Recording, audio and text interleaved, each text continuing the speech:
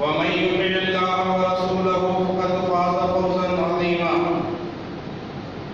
أما بعد فإن خير الحديث كتاب الله وخير الهدي هدي محمد صلى الله عليه وسلم وشر الأمور محدثاتها وكل محدثة بدعة وكل بدعة ضلالة وكل ضلالة في النار. أعوذ بالله السميع العليم من الشيطان الرجيم من حمده ونفخه ونفسه. بسم الله الرحمن الرحيم. وما كان المؤمنون لينفروا كافة فلولا نفر من كل فرقة منهم طائفة ليتفقهوا في الدين ولينذروا قومهم إذا رجعوا إليهم لعلهم يهتدون. رب اشرح لي صدري ويسر لي أمري واحلل عقدة من لساني يفقهوا قولي.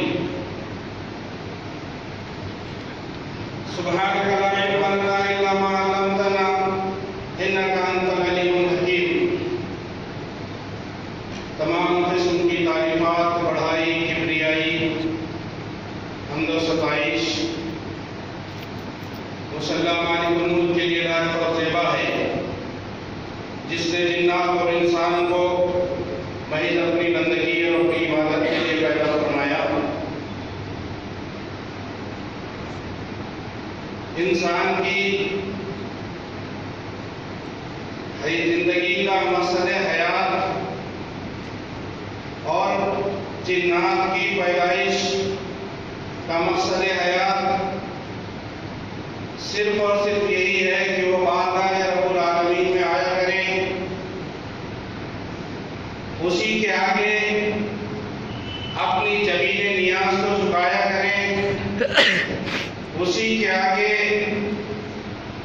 اپنی کمروں کو رکوع کی حالت میں خم کریں اور اسی کے آگے اپنے دست سوال کو پھیلایا کریں، اسی کی تکبیر کی صداؤں کو بلند کریں، اسی کی تحلیل کی آوازوں کو اجاگر کریں اور اسی کے تسبیح کے گیت گایا کریں. چنانچہ ارشاد ہوا وما خلقت الجن والانس الا لیعبدون، کہ ہم نے جنات اور انسان کو محض اپنی بندگی اور اپنی عبادت کے لیے پیدا فرمایا ہے. حمد و ثنا کے بعد عرب انگنت اور بے شمار درود و سلام ہو اس ہستی اقدس و مقدس پر جن کا نام نامی اسم گرامی محمد اکرم صلی اللہ علیہ وسلم ہے. وہ ذات مبارکہ مقدسہ مطہرہ کہ رب کائنات نے جنہیں رحمت کائنات بنا کر محفوظ کیا اور جن کے ذریعے سے اہل کائنات کی ہدایت اور رہنمائی کا بندوبست فرمایا. سامعین کرام، عزیزان گرامی، محترم بھائیوں، بزرگوں اور دوستوں، آج بتاریخ 2 اپریل 2017 اتوار کا دن بعد نماز مغرب مسجد عمر بن خطاب بارکس کے سلالہ میں جو پروگرام منعقد ہوا ہے اس میں مجھے دعوت کا خطاب دیا گیا اور میں آپ حضرات کے سامنے یہ میرا پہلا موقع ہے جو میں کچھ لفظ گشائی آپ کے سامنے کرنے جا رہا ہوں. اللہ سے دعا ہے کہ اللہ ہمیں حق بات کہنے، حق بات سننے اور پھر اس پر عمل کرنے کی توفیق عطا فرمائے. آمین یا رب العالمین. عنوان دین کی سمجھ نجات کا ذریعہ. دین کی سمجھ ہی نجات کا ذریعہ یہ عنوان ہے. سورہ توبہ کی میں نے آپ حضرات کے سامنے آیت تلاوت فرمائی. سورہ توبہ آیت نمبر 122 جس میں اللہ تبارک و تعالیٰ فرماتے ہیں مسلمانوں کو یہ نہ چاہیے کہ سب کے سب ایک ساتھ ہو کر کے نکل جائیں، بلکہ ایسا کیوں نہ کیا جائے کہ ان کی ہر بڑی جماعت میں سے جائے اور دین کی سمجھ بوجھ حاصل کرے اور واپس اپنی قوم میں آ کر کے ان کو دین کی سمجھ لوگوں کو بتائے، قوم میں بتائے، دین کا علم ان تک پہنچائے تاکہ وہ ڈر جائیں اور عمل پہ آ جائیں۔ دین کی سمجھ یہ لازم اور ضروری ہے، اور دین کی سمجھ انسان کو کب آتی ہے؟ جب آدمی دین کا علم حاصل کرتا ہے تو اس کو دین کی سمجھ آتی ہے۔ تو اصل مقصد سمجھانے کا اس موضوع کا یہ ہے کہ مسلمانوں کو خصوصاً دین کا علم حاصل کرنا یہ ضروری ہے۔ یہ آج کے عنوان کا مقصد ہے۔ اللہ تبارک و تعالیٰ نے اس فنا ہونے والی دنیا کو پیدا کرا اور اس کو موت و حیات کا نظام اس کے اندر قائم کر دیا، اس کے اندر موت و حیات کا نظام قائم کیا، اور پھر اس میں انسان کو پیدا کیا۔ انسان کو پیدا کرنے کے بعد اس کے سامنے توحید و شرک، حق اور باطل، خیر و شر، حلال و حرام، نفع اور نقصان، سچ اور جھوٹ، یہ ساری چیزیں اس کے سامنے اللہ تبارک و تعالیٰ نے رکھ دی اور اس کو یہ اختیار دے دیا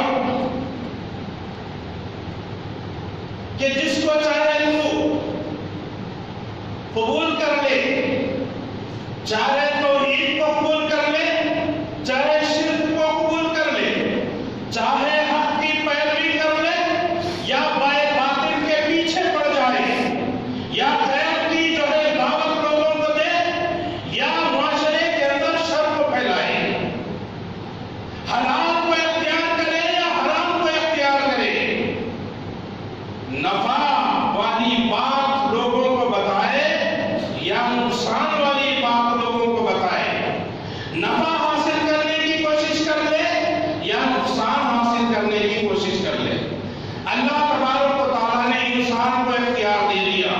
فرمایا اِنَّا هَدَيْنَاهُ السَّبِيلَ إِمَّا شَاكِرًا وَإِمَّا كَفُورًا۔ اللہ تبارک و تعالیٰ سورہ دہر آیت نمبر 3 میں فرماتا ہے کہ ہم نے اس کو راستہ دکھا دیا، چاہے وہ شکر گزار بندہ بنے یا ناشکرہ بنے، اختیار دے دیا اللہ تعالیٰ، راستہ بتا دیے۔ کون سا راستہ؟ ہدایت کا راستہ۔ کون سا راستہ؟ جنت کا راستہ۔ جنت میں جانا ہے، ہدایت حاصل کرنا ہے، وہ راستہ اللہ تبارک و تعالیٰ فرماتے ہیں کہ ہم نے راستہ بتا دیا۔ اب یہ تیری ذمہ داری ہے میرے بندے، تو چاہے تو میرا شکر گزار بن جائے یا پھر میری ناشکری کرنے والا بن جائے۔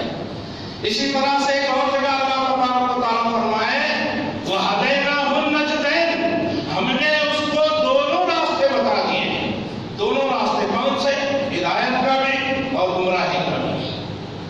اب انسان کو اختیار ہے کہ وہ ہدایت کا راستہ پکڑتا ہے یا گمراہی کا راستہ پکڑتا ہے۔ دونوں میں کوئی راستہ اختیار کرے اور جو ہے وہ جنت کے راستے پہ جو ہے چل نکلتا ہے۔ اب بندے کو چاہیے کہ حق کو تلاش کرے، بندے کو چاہیے کہ حق کو تلاش کرے کہ حق کہاں پر ہے۔ آج مسلمانوں کے اندر جماعتوں میں مسلمان بڑھ گئے، فرقوں میں بڑھ گئے، گروہوں میں بڑھ گئے، مسلکیں پیدا کر لیے، سب کچھ ہو گیا۔ اب حق کس کے پاس ہے؟ ہر ایک کا ایک پکارا ہے کہ حق ہمارے پاس ہے، ہر ایک کہتا ہے کہ ہم حق پر ہیں۔ ارے مسلمانوں، تم نہیں، یہ یہودی بھی کہتے ہیں کہ ہم حق پر ہیں، نصرانی بھی کہتا ہے کہ ہم حق پر ہیں، اور یہ بت پرست بھی کہتے ہیں کہ ہم حق پر ہیں۔ لیکن میرے بھائیوں، ہمیں سوچنا ہے، سمجھنا ہے، اللہ نے ہم کو ذہن دیا ہے، دماغ دیا ہے، اس کو لڑانے کی کوشش کرنا ہے، اس کو استعمال کرنے کی کوشش کرنا ہے۔ ہم اس دماغ کو استعمال میں نہیں لاتے، اسی لیے ہمارے دماغوں پہ جو ہے وہ زنگ چلا ہوا ہے۔ دماغ کو استعمال کریں گے، دین کا علم حاصل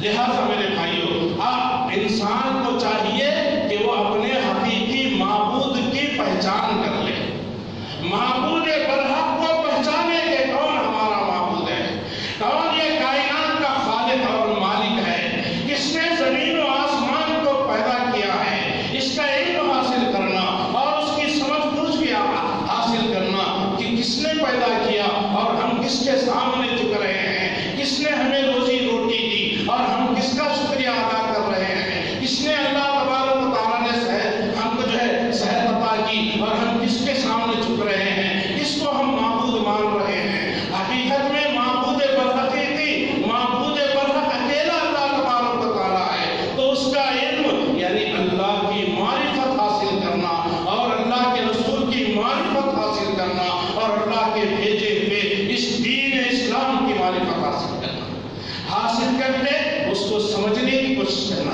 اصل سوال یہ ہے کہ سمجھنے کی جو ہے کوشش کرنا چاہیے۔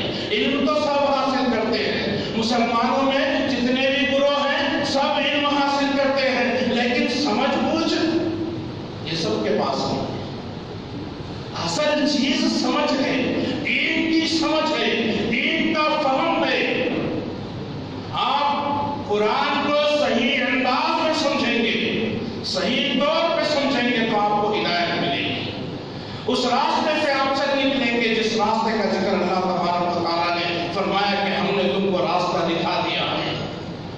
سمجھنا دین کو کیسے، اسلام کو کیسے سمجھنا ہے، اسلام کو کیسے سمجھنا ہے، صحابہ کے فہم سے اسلام کو سمجھنا، صحابہ نے اسلام کو کیسا سمجھا، اس طرح سمجھیں گے تو آپ کامیاب ہوں گے۔ ورنہ اب جو ہے دل میں آج جیسا آدمی سمجھ رہا ہے اسلام کو، یہ موضوع نہیں ہے میرا، جو ہے بہرحال دین کی سمجھ جو ہے وہ ہمیں حاصل کرنا ہے، صحیح انداز میں دین کو ہم سمجھنا ہے۔ اللہ تبارک و تعالیٰ نے ہمیں سوچنے کی اور سمجھنے کی صلاحیت دی ہے، ہمیں چاہیے کہ اس کا صحیح استعمال کریں، اپنے باپ داداؤں کے طریقے پر جم جانا، ماحول اور معاشرے اور رسم و رواج، ماحول اور معاشرے کے اندر جو رسم و رواج جو ہے عام ہے اس پر جو ہے جم جانا، اس کو اپنا لینا اور آنکھ بند کر کے کسی ایک امام کی تقلید کر لینا، میرے بھائیوں یہ کہاں تک انصاف کی بات ہے؟ کیا قرآن کو ہم پڑھ کر کے معنی مطلب سمجھنے کی اگر ہم کوشش کریں گے تو میرے بھائیوں ایک آدمی بھی تقلید نہیں کرتا، ہم سمجھنے کی کوشش نہیں کر رہے، ہم دین کو ویسا نہیں سمجھ رہے جیسا اللہ نے سمجھنے کا حکم دیا، جس طرح سے اللہ تبارک و تعالیٰ نے اس دین کو، اس قرآن کو سمجھنے کا جو ہے اللہ تبارک و تعالیٰ نے جو بتایا وہ جو ہے اس طرح سے ہم نہیں سمجھ رہے۔ صحابہ کے فہم سے پہ اسلام کو سمجھنا چاہیے۔ ہم دنیا کے کاموں میں بڑے بڑے جو ہے دانشوروں سے آگے بڑھنے کی کوشش کرتے ہیں، بڑے بڑے دانشوروں سے آگے بڑھنے کی کوشش کرتے ہیں، لیکن دین کے معاملے میں کیوں جو ہے ہم جو ہے خاموش رہتے ہیں، کیوں ہم سوچتے نہیں ہیں، کیوں سمجھنے کی کوشش نہیں کرتے، کیوں ہم کو تلاش کرنے کی کوشش نہیں کرتے، کیوں ہم جو ہے بحث اور تحقیق کیوں نہیں کرتے دین کے معاملے میں؟ جس طرح دنیا کے معاملے میں دنیا کے علم اور فن کو آپ اہمیت دے رہے ہو، اس طرح سے بلکہ اس سے زیادہ دین کے علم کو جو ہے اہمیت دینا چاہیے، لیکن ہم اس کو اہمیت نہیں دے رہے، سمجھنے کی کوشش نہیں کر رہے۔ اسی طرح سے اللہ تبارک و تعالیٰ نے قرآن میں کفار اور مشرکین کے تعلق سے فرمایا، یہ جو باپ داداؤں کے طریقوں پہ چلنا یہ کفار کا طریقہ ہے، اسلام مسلمانوں کا طریقہ نہیں۔ آپ کافروں کو دیکھیے، ان کے مذہب میں جو لکھا ہے اس پر بھی ان کا عمل نہیں ہے، ان کے مذہب میں جو لکھا ہوا ہے وہ بھی پورا صحیح نہیں ہے، جو بھی کچھ باتیں اگر آپ کو صحیح ملتی بھی ہیں تو اس پر بھی ان کا عمل نہیں ہے۔ بس باپ داداؤں کو جس طرح دیکھتے آئے ہیں اسی طرح وہ چلتے ہیں۔ یہ کافروں کا شیوا ہے باپ داداؤں کے طریقے پہ چلنا، جیسا کہ اللہ تبارک و تعالیٰ نے فرمایا وَإِذَا قِيلَ لَهُمُ اتَّبِعُوا مَا أَنزَلَ اللَّهُ قَالُوا بَلْ نَتَّبِعُ مَا أَلْفَيْنَا عَلَيْهِ آبَاءَنَا أَوَلَوْ كَانَ آبَاؤُهُمْ لَا يَعْقِلُونَ لَا يَعْقِلُونَ شَيْئًا وَلَا يَهْتَدُونَ۔ سورہ بقرہ آیت نمبر 170۔ اللہ تبارک و تعالیٰ کیا فرما رہے ہیں کافروں اور مشرکوں کے تعلق سے؟ ان سے جب کبھی بھی کہا جاتا ہے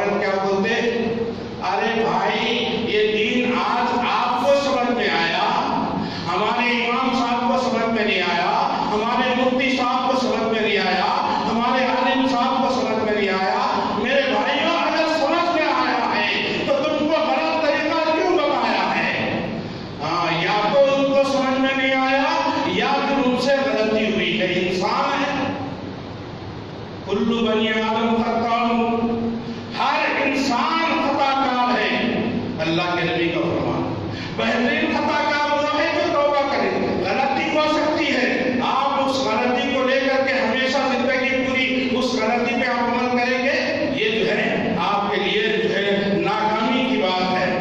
اسی طرح سے اللہ تبارک و تعالیٰ نے ابراہیم علیہ السلام کے بارے میں قرآن کے اندر ذکر فرمایا، انسان کو جیسا کہ میں نے بولا کہ ہر چیز کو سوچنا چاہیے، تحقیق کرنا چاہیے۔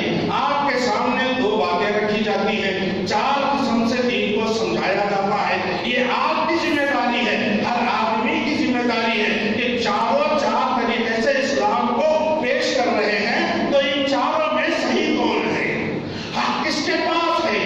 چار حق ہو سکتے، ہاں بھائی، چار حق ہو سکتے، یہ پکارا جاتا ہے کہ چار پر حق ہے، کہاں سے صحیح ہو سکتا؟ حق ایک ہی ہے، حق ایک ہی ہے، چار پر حق ہے لیکن مانو میری، چار پر حق ہے لیکن مانو ہماری، یہ کیا بات؟ جب چار پر حق ہے تو چار کی مانو کرو، آپ کے اکیلے کی کیوں مانیں گے؟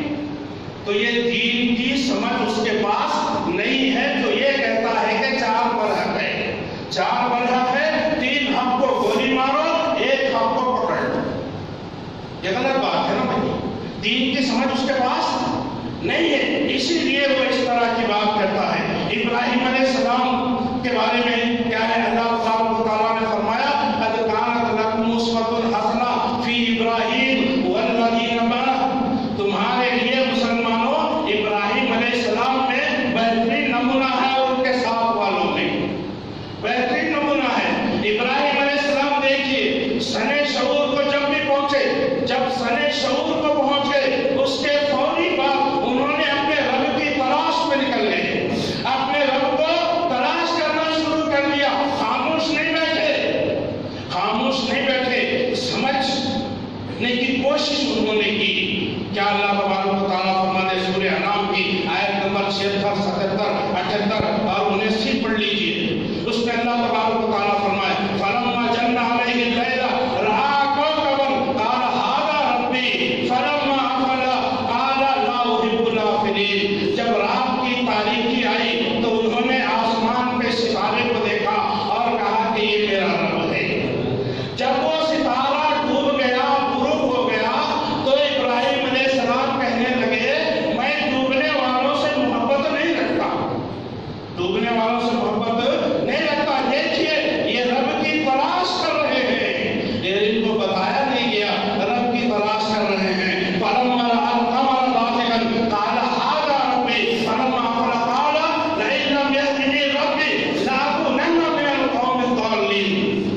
جب چاند آیا، ستارہ ڈوب گیا، اور جب چاند ظاہر ہوا تو دیکھا، کہا، فرمایا کہ ہاذا ربی، یہ میرا رب ہے، چمک رہا ہے، چمک دمک اس کے اندر ہے، یہ میرا رب ہے۔ لیکن جب چاند بھی غروب ہو گیا تو ابراہیم علیہ السلام نے کہا اگر میرا رب مجھے ہدایت نہیں دیتا، ہدایت کا راستہ نہیں بتاتا، تو میں جو ہے گمراہوں میں شامل ہو جاؤں گا، گمراہ لوگوں میں شامل ہو جاؤں گا۔ پھر اس کے بعد کیا ہوا؟ فَلَمَّا رَأَى الشَّمْسَ، پھر سورج کو دیکھا، بازغۃ قَالَ هَٰذَا رَبِّي هَٰذَا أَكْبَرُ، جب سورج طلوع ہوا، سورج کو دیکھا تو ابراہیم علیہ السلام نے کہا هَٰذَا رَبِّي، یہ میرا رب ہے، هَٰذَا أَكْبَرُ، اور یہ سب سے بڑا ہے، یہی میرا رب ہے۔ جب سورج بھی غروب ہو گیا، تو فرمایا قَالَ يَا قَوْمِ إِنِّي بَرِيءٌ مِّمَّا تُشْرِكُونَ، میں تمہارے شرک سے بیزار ہوں، إِنِّي وَجَّهْتُ وَجْهِيَ لِلَّذِي فَطَرَ السَّمَاوَاتِ وَالْأَرْضَ حَنِيفًا وَمَا أَنَا مِنَ الْمُشْرِكِينَ۔ ہاں میں اس ذات کی طرف ایک سو ہو کر کے اپنے چہرے کو پھیرتا ہوں، اپنے روح کو پھیرتا ہوں، جس نے زمین اور آسمانوں کو پیدا کیا، اور میں مشرکوں میں سے نہیں ہوں۔ یہ ابراہیم علیہ السلام کا ذکر اللہ تبارک و تعالیٰ نے فرمایا۔ میرے بھائیوں، دین کی فہم، دین کی سمجھ اگر ہم حاصل کریں گے تو ہماری نجات کا ذریعہ ہے، نجات کا ذریعہ ہے۔ اللہ تبارک و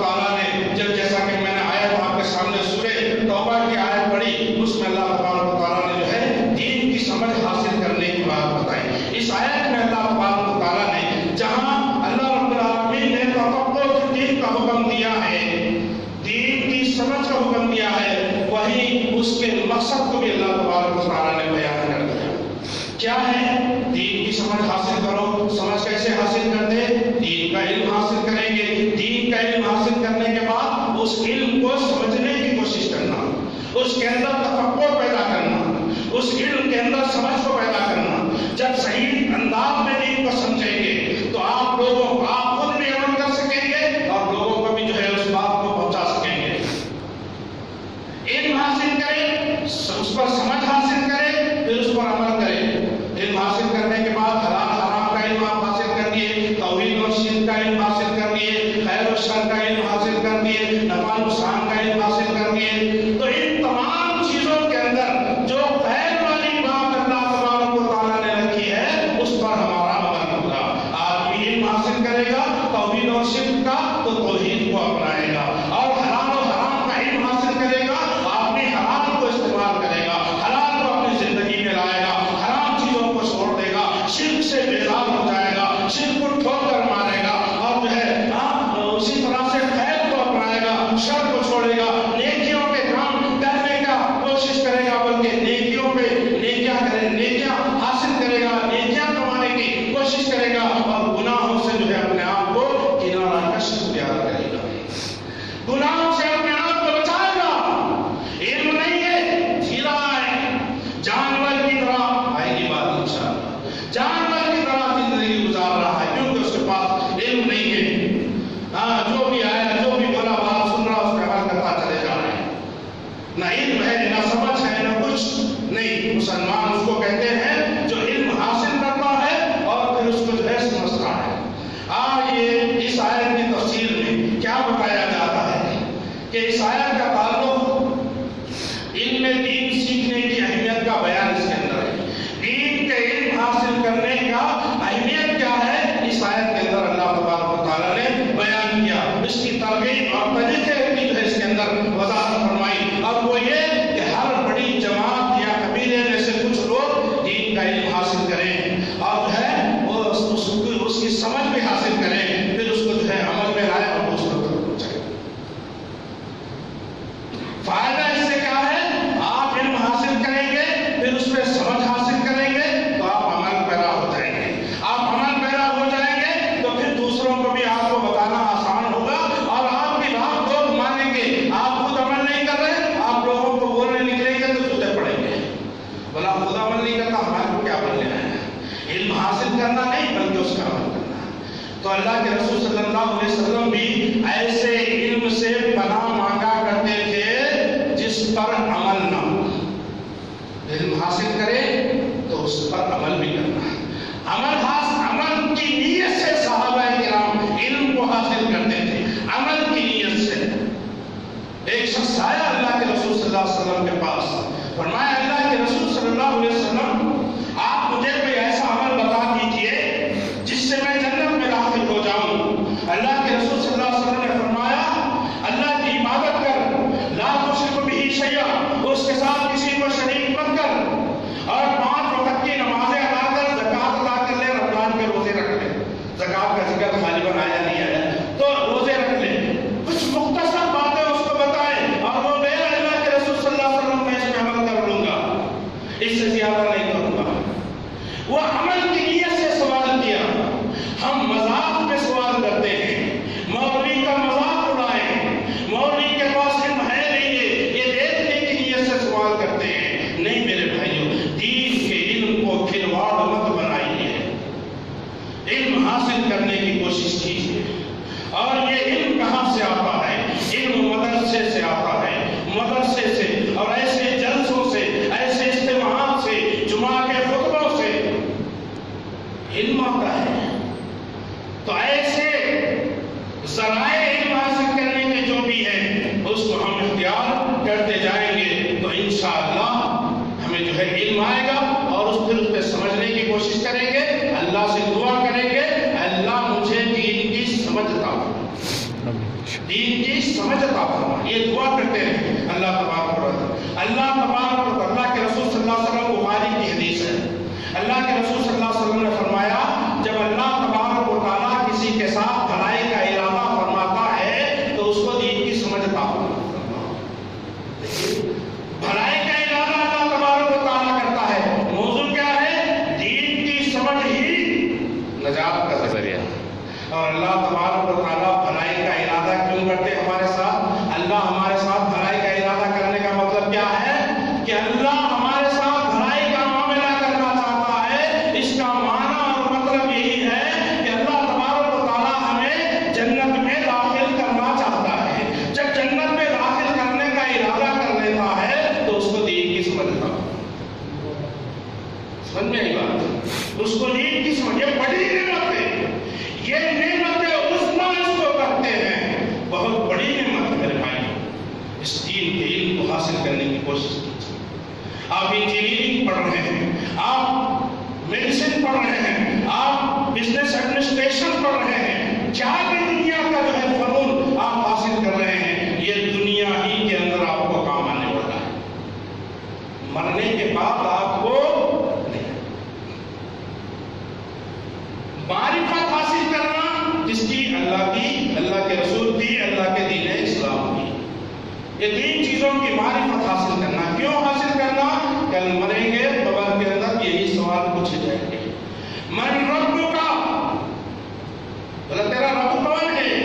اس دنیا میں رب کی معرفت تم حاصل کرے، رب کے بارے میں علم حاصل کرے، پھر اس کی سمجھ بھی حاصل کر لیے، رب کو پہچان لیے، اور رب نے ہم کو کیا حکم دیا اس کا علم بھی حاصل کر لیے، اور اس کے اوپر سمجھ بھی حاصل کر لیے، تو پھر سمجھو قبر میں جواب آئے گا ربی اللہ، ورنہ جواب نہیں آئے گا انشاءاللہ، کیونکہ ہم نے رب کو پہچانا ہی نہیں، وہاں کیسے نام آئے گا؟ یہاں کو آسانی سے جواب دے دیں گے، بچے کو سکھا دو سیکھ لیتا تھوڑی دیر میں، بلا من رب کا تو کیا بولنا بیٹا؟ ربی اللہ، اللہ میرا رب ہے بول دینا، یہ آسان ہے، یہاں پر جواب بڑا آسان ہے، یہ کوسچن پیپر بھی بتاتے آؤٹ ہو گیا، بڑا آسان ہے۔ اب آؤٹ ہونے کے بعد بھی آدمی تیاری نہیں کرا، جا کر کے بچہ ایگزامینیشن ہال میں بیٹھ گیا، پھر بھی جو ہے فیل ہو گیا، کیا بولے گا؟ باپ ارے بیوقوف گدھا ہے، پیپر بھی آؤٹ ہو گیا تھا، پھر بھی اس کے باوجود پیپر تیرے ہاتھ میں دے دیا گیا امتحان سے پہلے، پھر بھی تو وہ جوابات دیکھ کر کے جا کر کے نہیں لکھ سکا۔ یہاں پر بھی میرے بھائیوں یہ سوالات بھی آؤٹ ہو گئے، اس کے جوابات بھی بتا دیے گئے ہیں، اس پر عمل کریں گے تو وہ یاد رہے گا۔ خالی جو ہے ہم وہ کیا کرتے ہیں، حفظ کر دیے اس کو، ربی اللہ، میرا رب اللہ ہے، میرے نبی محمد صلی اللہ علیہ وسلم ہے، میرا دین اسلام ہے، الدین الاسلام ہے، یہ یاد کرنے سے نہیں ہوتا، اس پہ عمل کریں گے تو وہاں پر جواب آئے گا۔ دینی سوال پوچھیں گے، من رب کا، ماں دین کا، من نبی کا، ماں ڈگری کا نہیں ہو ادھر بول تیری ڈگری کیا تھی دنیا میں، یہ نہیں پوچھا جائے، پوچھیں گے تو یہ دینی سوال ہے۔ تو اس کے اوپر میرے بھائیوں محنت کرنا ہے۔ اسی وجہ سے اللہ تعالیٰ کے رسول صلی اللہ علیہ وسلم نے حضرت ابن عباس رضی اللہ تعالیٰ عنہ کو دعا کیے تھے، اللہ کے رسول صلی اللہ علیہ وسلم کے حق میں دعا فرمائی، جیسا کہ عبداللہ بن عباس رضی اللہ تعالیٰ عنہ فرماتے ہیں، صحیح بخاری کی روایت ہے، فرماتے ہیں کہ نبی کریم صلی اللہ علیہ وسلم حاجت کے لیے گئے ہوئے تھے، اور میں وہاں پر نبی صلی اللہ علیہ وسلم کے لیے وضو کا پانی لے کر کے ٹھہرا ہوا تھا۔ جب نبی صلی اللہ علیہ وسلم اپنی حاجت پورے کر کے باہر آئے تو دیکھا پانی رکھا ہوا ہے وضو کے لیے، تو پوچھا کہ وضو کا پانی کس نے رکھا؟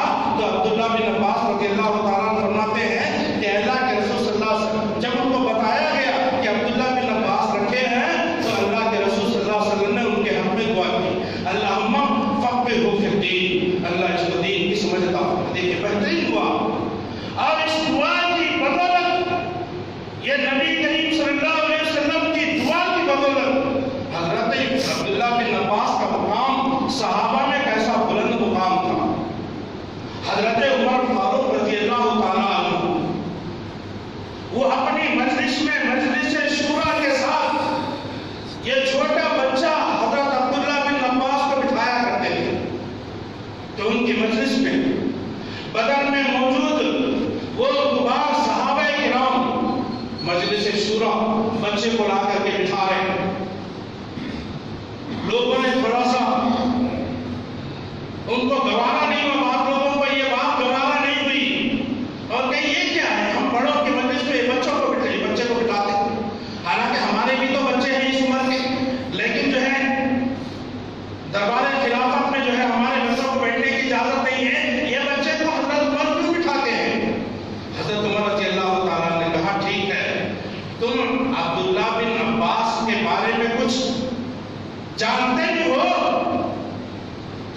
جانتے بھی ہو، ایک مرتبہ عبداللہ بن عباس رضی اللہ تعالیٰ عنہ کو اسی طرح خصوصاً بلائے، عمر رضی اللہ تعالیٰ عنہ بٹھائے، عبداللہ بن عباس رضی اللہ تعالیٰ کہتے ہیں اس دن جب مجھے بلایا گیا تو میں سمجھ گیا، میرے ذہن میں یہ بات آ گئی ہے کہ میری حیثیت لوگوں کو بتانے کے لیے حضرت عمر نے مجھے آج بلایا ہے، بلایا۔ اور عمر رضی اللہ تعالیٰ عنہ نے تمام صحابہ کے سامنے یہ سوال کیا کہ قرآن کی جو سورت ہے سورہ نصر، اذا جاء نصر اللہ والفتح، اس آیت کے بارے میں آپ لوگوں کا کیا خیال ہے، کیا معنی اس کا ہو سکتا ہے؟ تو صحابہ نے کہا، کچھ صحابہ نے کہا اذا جاء نصر اللہ والفتح، جب اللہ کی مدد آ جائے، کامیابی حاصل ہو جائے تو پھر اللہ کا ذکر کرو، اس کی تسبیح بیان کرو، اللہ ہمارے کو حکم دے رہا ہے۔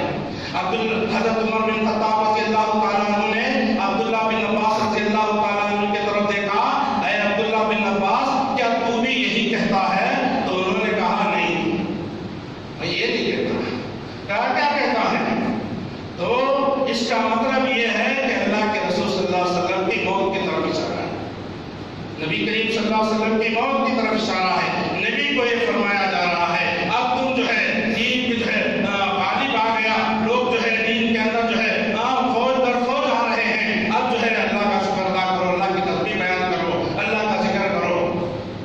یہ نبی کریم صلی اللہ علیہ وسلم کی موت کی طرف اشارہ ہے۔ عمر بن خطاب رضی اللہ تعالیٰ نے کہا میرا بھی یہی جواب ہے، ہمیں بھی اس آیت کا معنی یہی سمجھتا ہوں۔ تو یعنی کہ اللہ تبارک و تعالیٰ دین کی سمجھ، جو یہ بڑی نعمت عظمیٰ ہے، اللہ جس کو دینا چاہتے ہیں دے دیتے ہیں۔ چھوٹے بچے کو اللہ نے ایسی سمجھ دے دی، وہ بات صحابہ کرام کے سامنے وہ صحیح جواب نہیں دے سکتے، کچھ صحابہ کو خاموش بیٹھ گئے، جواب ہی نہیں دیے، بھلا کیا مسئلہ ہے، نہیں معلوم۔ تو اس طرح سے اللہ تبارک و تعالیٰ جب کسی کو جو ہے بھلائی کا معاملہ کرنا چاہتے ہیں کسی کے ساتھ، تو اس کو دین کی سمجھ عطا فرما دیتے ہیں۔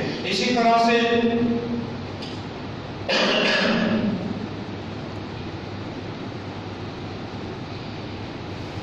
حضرت عمر رضی اللہ تعالیٰ عنہ نے اچھا جب فتح نصرت آ جائے، یعنی اس کا معنی جو ہے فتح نصرت جب آ جائے تو عبداللہ بن عباس رضی اللہ عنہ کہا اے پیغمبر اپنے رب کی تسبیح اس کی خوبیوں کے ساتھ بیان کر اور اسی سے اپنی لفظوں کی معافی مانگ، یقیناً وہ بہت رجوع کرنے والا ہے۔ اچھا، اللہ کے رسول صلی اللہ علیہ وسلم کے سامنے ابو ہریرہ رضی اللہ تعالیٰ عنہ حدیث کے راوی ہیں، فرماتے ہیں کہ اللہ کے رسول صلی اللہ علیہ وسلم سے سوال کیا گیا، اے اللہ کے رسول صلی اللہ علیہ وسلم لوگوں میں سب سے زیادہ معزز کون ہے؟ سب سے زیادہ معزز کون ہے؟ آپ صلی اللہ علیہ وسلم نے فرمایا ان میں سب سے زیادہ اللہ سے ڈرنے والا ہے،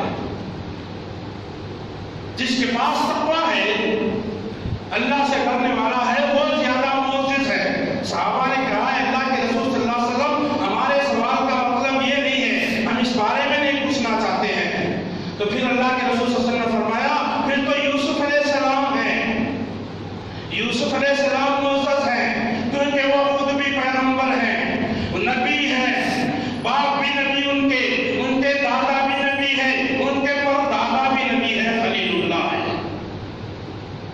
لوگوں نے کہا اللہ کے رسول صلی اللہ علیہ وسلم ہمارا مطلب یہ بھی نہیں ہے، اس بارے میں بھی نہیں ہے۔ تو پھر اللہ کے رسول صلی اللہ علیہ وسلم نے فرمایا کہ تم جو ہے عرب کے قبیلوں کے بارے میں پوچھنا چاہتے ہو تو سن لو، جو دور جاہلیت میں جس کی عزت تھی، آج جس کی عزت تھی، اسلام لانے کے بعد بھی آج اس کی عزت دور جاہلیت، بشرطے کہ دین کی سمجھ حاصل کر لے۔ جو دور جاہلیت میں جس کی عزت تھی، اسلام لانے کے بعد بھی اسلام میں بھی اس کی عزت ہے، ہاں، بشرطے کہ وہ دین کی سمجھ حاصل کر لے۔ اسی طرح سے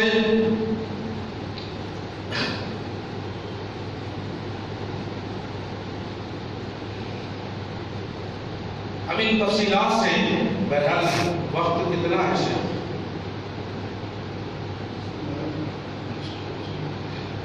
بہرحال ان تفصیلات سے دین کی سمجھ کی اہمیت اور افادیت کا ہمیں اندازہ لگایا جا سکتا ہے۔ یقیناً دین کا صحیح علم حاصل ہو جانے کے بعد انسان اپنے خالق کو پہچاننے لگتا ہے۔ علم حاصل کرنا ہے اور اس کے بعد سمجھ حاصل کرنا ہے، اللہ کے رسول صلی اللہ علیہ وسلم کی اتباع کرنے لگتا ہے۔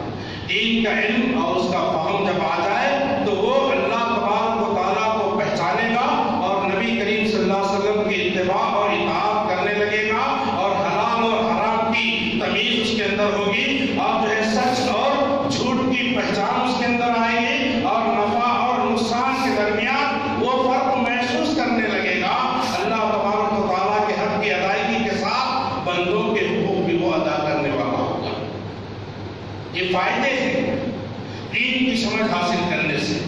اسی طرح سے حقوق میں کسی قسم کی جو ہے خیانت اور کوتاہی نہیں کرتا، کسی کا حق ادا کرنا ہے فوراً وہ حق ادا کر دے گا، خیانت نہیں کرے گا، دنیا میں آخرت کی فکر کرتے ہوئے زندگی گزارے گا، کسی کو نقصان نہیں پہنچائے گا، غیبت کسی کی نہیں کرے گا، شراب نہیں پیے گا، جھوٹ نہیں بولے گا، ہر برائی سے بچنے کی کوشش کرے گا، ہر نیکی کو اپنی زندگی میں لانے کی کوشش کرے گا دین کی سمجھ آنے کے بعد۔ اسی طرح سے جب جہنمی جہنم میں چلے جائیں گے تو افسوس کے ساتھ وہ لوگ کہیں گے لو کننا نسمع او نعقل ما کننا فی اصحاب السعیر، سورہ ملک آیت نمبر 10۔ اگر ہم سنتے ہوتے، آج دنیا میں ہم سن رہے ہیں، لوگوں کی حق بات سن رہے ہیں، قرآن کی بات سن رہے ہیں، حدیث صحیح حدیثوں کی بات سن رہے ہیں، حق کی بات جو ہے لوگ بیان کر رہے ہیں، ہم سن رہے ہیں، لیکن جو ہے اس کو عمل میں نہیں لاتے۔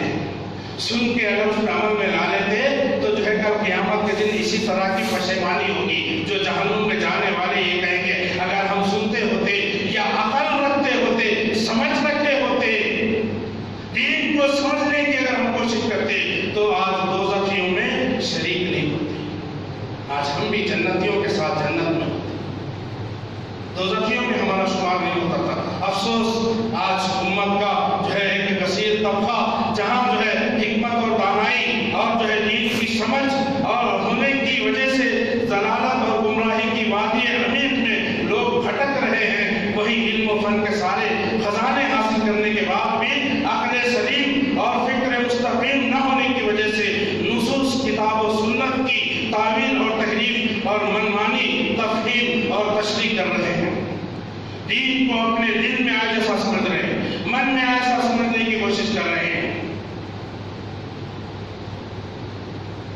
دین کو قرآن کی ایک ایک آیت کو میرے بھائیوں صحابہ کے منہج سے، صحابہ کے پہل سے سمجھنا، اپنی مرضی سے دین کو باپ داداؤں سے سمجھنے کی کوشش نہیں کرنا، دین کو کسی ایک شخصیت کے ذریعے سے سمجھنے کی کوشش نہیں کرنا، دین کو میجارٹی کی طرف دیکھ کر کے میجارٹی کے ذریعے سمجھنے کی کوشش نہیں کرنا کہ بھائی اتنے لوگ زیادہ ہیں لہذا یہ حق پر ہو سکتے ہیں، میں ان کی سنوں گا، بولے یہ فلانے بزرگ ہیں، یہ فلانے عالم ہیں، یہ فلانے امام ہیں، فلانے جو ہے مجتہد ہیں، فلانے فقیہ ہیں اور ان کے پاس اتنا علم ہے لہذا میں انہی کی سمجھ سے دین کو سمجھوں گا، نہیں، باپ دادوں کے ذریعے سمجھوں گا، نہیں، دین کو سمجھو صحابہ کے سمجھ سے، کسی اور کی سمجھ سے نہیں۔ وَمَن يُشَاقِقِ الرَّسُولَ مِن بَعْدِ مَا تَبَيَّنَ لَهُ الْهُدَىٰ وَيَتَّبِعْ غَيْرَ سَبِيلِ الْمُؤْمِنِينَ نُوَلِّهِ مَا تَوَلَّىٰ وَنُصْلِهِ جَهَنَّمَ وَسَاءَتْ مَصِيرًا۔ اللہ کے رسول صلی اللہ علیہ وسلم کی جو مخالفت کرتے ہیں اور مومنوں کا راستہ چھوڑ کر کے جو غیروں کے راستے کو اختیار کرتے ہیں، نُوَلِّهِ مَا تَوَلَّىٰ، ہم ان کو ادھر ہی ڈھکیل دیں گے جدھر وہ جانا چاہتے ہیں، وَنُصْلِهِ جَهَنَّمَ وَسَاءَتْ مَصِيرًا، ان کو جہنم میں ڈال دیں گے اور جہنم بڑا برا ٹھکانہ ہے۔ یہاں پہ مومنین سے مطلب صحابہ کے طریقے پہ چلنا ہے، صحابہ کے طریقے کو نہیں چھوڑنا، اور اللہ کے رسول صلی اللہ علیہ وسلم کو جو ہے نبی کریم صلی اللہ علیہ وسلم کی مخالفت بھی نہیں کرنا، جہاں پر نبی کا فرمان آ گیا سر آنکھوں پہ رکھ کر کے اس کو ماننا، تسلیم کرنا، اس کو اختیار کر لینا، اس کو اپنے عمل میں لا لینا، ورنہ کل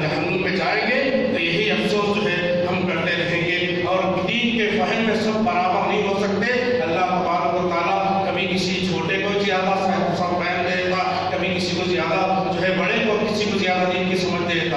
جیسا کہ اللہ کے رسول صلی اللہ علیہ وسلم نے ایک مرتبہ فرمایا صحابہ کے سامنے کہ اللہ تبارک و تعالیٰ نے ایک بندے کو اس بات کا اختیار دے دیا ہے کہ دنیا کے اندر جو چمک دمک ہے، دنیا کی جو رونق ہے یا دنیا کا جو مال و متاع ہے، اس میں سے کچھ لے لے یا اللہ کے پاس اپنے رب اللہ کے پاس جو رکھا ہوا ہے اس کو اختیار کر لے. تو بندے نے اس چیز کو اختیار کر لیا جو اللہ تبارک و تعالیٰ کے پاس ہے. تو حضرت ابو بکر صدیق رضی اللہ تعالیٰ عنہ رونے لگے. صحابہ نے کہا کہ یہ آدمی کو کیا ہو گیا؟